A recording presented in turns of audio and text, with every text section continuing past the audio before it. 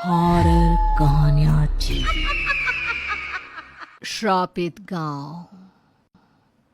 एक सुबह भैरवगढ़ नाम के गांव की औरतें कुएं में पानी भरने जाती हैं, लेकिन जब एक औरत बाल्टी से पानी बाहर निकालती है तो सारा पानी खून बन चुका था।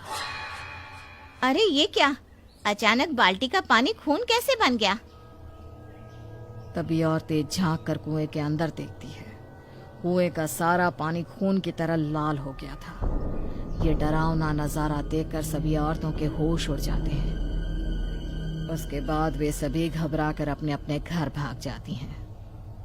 बेटा, मुझे बहुत प्यास लगी है, जा एक गिलास पानी लेकर आ। उस औरत की बेटी रसोई घर में रखे मटके से पानी निकालकर अपनी माँ को देती है, लेकिन पानी खून बन चुका था। ये देखकर उस औरत के हाथ पैर ठंडे पड़ जाते हैं। नालायक, मैंने तुझसे पानी मांगा था तो ग्लास में मेरे लिए खून लेकर आई है। नहीं माँ, मैं तो तुम्हारे लिए पानी लाई थी, पता नहीं ये खून कैसे बन गया। चल दिखा मुझे, मटके में तूने कुछ मिला तो नहीं दिया। उसके बाद वो औरत रसोई घर में रखे मटके का ढक्कन हटाकर देखने लगती है। मटके का सारा पानी खून बन गया था। हे भगवान, मटके का सारा पानी अचानक खून कैसे बन गया? ये कैसे हो सकता है? माँ, मैं आंगन में रखी बाल्टी से पानी लाकर देती हूँ। उसके बाद वो लड़की आंगन में रखी बाल्टी के पास पहुंच जाती है, लेकिन बाल्टी का पानी भी खून बन चुका था। माँ जल्दी आओ, ये देखो बाल्टी का पानी खून बन गया है। वहीं दूसरी तरफ गांव के बाकी घरों का भी यही हाल था। हे भगवान, आखिर ये सब हो क्या रहा है? कुएं का पानी खून बन गया, हमारे घर में रखा सारा पानी खून बन गया। बिना पानी के हमारा गुजारा कैसे होगा? ये तो बहुत ही डरावनी बात है। मेरी समझ में नहीं आ रहा कि अचानक गांव का सारा पानी खून में क्यों बदल रहा है। अब तो सिर्फ एक ही रास्ता है, हमें पास की नदी से पानी लाना होगा। हाँ, यही ठीक रहेगा। चलो चलते हैं, चलो। उसके बाद गांव के सभी लोग पास वाली नदी के किनारे पहुंचकर ढेर सारा पानी बर्तनों में भर लेते हैं, लेकिन जैसे ही वे सभी लोग गांव की सीमा में प्रवेश करते हैं, सारा पानी फिर से खून के रूप में बदल जाता है। ये देखकर सभी लोग घबराकर अपने अपने बर्तन फेंक देते हैं। अरे, ये पानी भी खून बन गया है।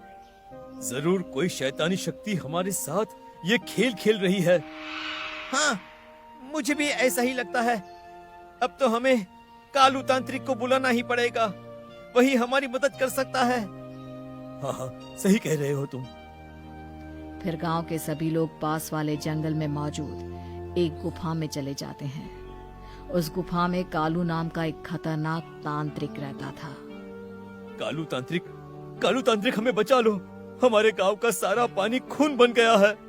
हमने नदी से पानी लाने की कोशिश की थी, लेकिन गांव की सीमा में प्रवेश करते ही वह सारा पानी भी खून बन गया है। अब तुम ही बताओ, आखिर हमारे साथ ये सब क्या हो रहा है? ठीक है, तुम सब मुझे अपने गांव ले चलो, वहीं जाकर सच्चाई का पता चलेगा। चलो। उसके बाद गांव वाले कालू तांत्रिक को अपने साथ ले जाते हैं। गांव की सीमा में प्रवेश करते ही तांत्रिक के कमंडल में मौजूद पानी भी खून के रूप में बदल जाता है। ये तो कोई भयानक शक्ति लगती है जो गांव के पानी को खून के रूप में बदल रही है। इसे वश में करना बहुत मुश्किल है, लेकिन फिर भी मैं कोशिश जरूर करूंगा। उसके बाद कालू तांत्रिक ढेर सारे नींबू इकट्ठा करके उनसे एक छोटी गुड़िया तैयार कर लेता है। फिर वो सिंदूर छिड़ककर मंत्र पढ़ना शुरू कर देता है। थोड़ी ही देर में वहां तेज हवाएं चलने लगती हैं और चारों तरफ डरावनी आवाजें गूंजना शुरू हो जाती हैं। देखते ही देखते वहां का माहौल पूरी तरह डरावना बन जाता है। उधर गांव वाले घबराहट के मारे कालू तांत्रिक की ओर देखने लगते हैं। तभी अचानक नींबू से बनी गुड़िया में आग लग जाती है और वहां पर एक लड़की की आत्मा प्रकट हो जाती है। उस आत्मा को देखकर सभी गांव वालों के होश उड़ जाते हैं। आखिर वो लड़की थी कौन? ये जानने के लिए हमें समय में थोड़ा पीछे जाना होगा। दरअसल सालों पहले कावेरी नाम की एक लड़की अपने माता पिता के साथ उस गांव में रहती थी। कावेरी के माता पिता खेत में काम करते मजदूर थे, लेकिन एक रात खेत में काम करते हुए अचानक उन पर बिजली गिर जाती है और मौके पर ही दोनों दम तोड़ देते हैं। उसके बाद बेचारी कावेरी पूरी तरह अनाथ हो जाती है। रिश्तेदार के नाम पर भी उसका कोई नहीं था। कावेरी की उम्र महज 14 साल थी। वो लोगों के घरों में झाड़ू पोछा करने के साथ साथ छोटे मोटे काम करके अपना गुजारा करने लगती है। लेकिन फिर एक दिन बातों ही बातों में लाली एक औरत को बताती है कि अभी तक उसे माहवारी की शुरुआत नहीं हुई है।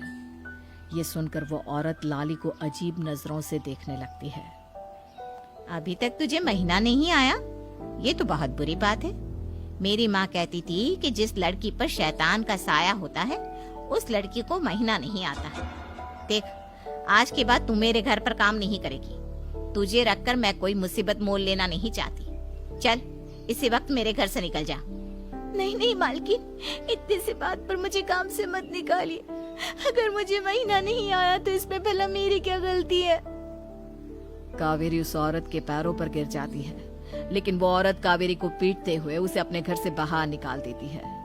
फिर अगले दिन वो औरत दूसरी औरतों से भी कावेरी के बारे में बात करने लगती है। मुझे पूरा यकीन है कि उस कावेरी के शरीर पर किसी शैतान ने कब्जा करके रखा है, इसीलिए तो उसे महीना नहीं आ रहा। हाँ, मैंने भी इस तरह की बातें सुनी है। शैतानी असर से ही लड़कियों का महीना रुकता है। वो कावेरी हम सभी के लिए खतरनाक हो सकती है। कहीं ऐसा ना हो कि कुछ ही दिनों में हमारी बेटियां भी उसी की तरह बन जाए। तभी एक औरत आग में घी डालने का काम करती है। अरे, मैंने तो उस कावेरी को कई बार रात के 1-2 बजे पुराने पीपल के पेड़ के पास जाते हुए देखा है। तुम सबकी बातें सुनकर तो मुझे पक्का यकीन हो गया है कि कावेरी पर कोई शैतानी शक्ति हावी है। हमें ना फौरन उसे गांव से बाहर निकाल देना चाहिए। नहीं नहीं, गांव से बाहर निकालने से क्या होगा? हमें उसे जान से मारना होगा, तभी उस शैतानी लड़की का पूरी तरह खात्मा होगा। फिर सभी औरतें मिलकर कावेरी को पकड़ लेती है और उसे एक पेड़ के साथ बांध देती है। आखिर मैंने ऐसा क्या किया है जो तुम सब मुझ पर इतना अत्याचार कर रहे हो? धीरज चाचा, बचाइए मुझे। धीरज कुछ कहने वाला था कि तभी उसकी पत्नी उसे डांटते हुए कहती है, देखो, तुम सब आदमी यहाँ से चले जाओ। ये हम औरतों की बात है, तुम में से कोई बीच में ना पड़े, यही बेहतर होगा। और फिर सभी औरतें वहां मौजूद आदमियों को डांटते हुए वहां से भगा देती हैं। तू एक श्रापित लड़की है, तेरे ऊपर शैतान का साया है, इसलिए तुझे मारकर हम सब अपने आप को सुरक्षित करना चाहते हैं। चलो, इसके शरीर में आग लगा दो। फिर सभी औरतें कावेरी के शरीर में आग लगा देती हैं। बेचारी कावेरी तड़पते हुए जलकर मर जाती है। कावेरी की सारी कहानी सुनने के बाद कालू तांत्रिक गुस्से से आग बबूला हो जाता है। तुम सब नासमझ लोगों ने बेवजह एक मासूम बच्चे की जान ले ली, और हर लड़की के शरीर की बनावट अलग अलग होती है। महीना आना नहीं आना किसी लड़की के हाथ में नहीं होता। अब ये इसी तरह तुम सबका जीना हराम कर देगी। नहीं नहीं तांत्रिक जी, हमसे बहुत बड़ी भूल हो गई, हम पर दया करिए। सुनो कावेरी, हमें हमारी गलती समझ में आ गई है, इसलिए तुम हमें माफ कर दो। हाँ कावेरी, हम सबको माफ कर दो। हमने ना समझी में आकर तेरी जान ली थी, लेकिन तू अब हम सबको मत तड़पा, हमें माफ करके यहाँ से चली जा। कावेरी बेटी, जो हुआ सो हुआ। इस गांव में इन जालिम औरतों के साथ इनके मासूम बच्चे भी हैं। कम से कम इनके बारे में सोचो बेटा, और तुम यहाँ से चली जाओ बेटा। इस तरह सभी के माफी मांगने पर कावेरी बिना किसी को तकलीफ दिए हमेशा के लिए गांव छोड़कर चली जाती है। कावेरी के जाने के बाद गांव का सारा पानी फिर से सामान्य अवस्था में आ जाता है।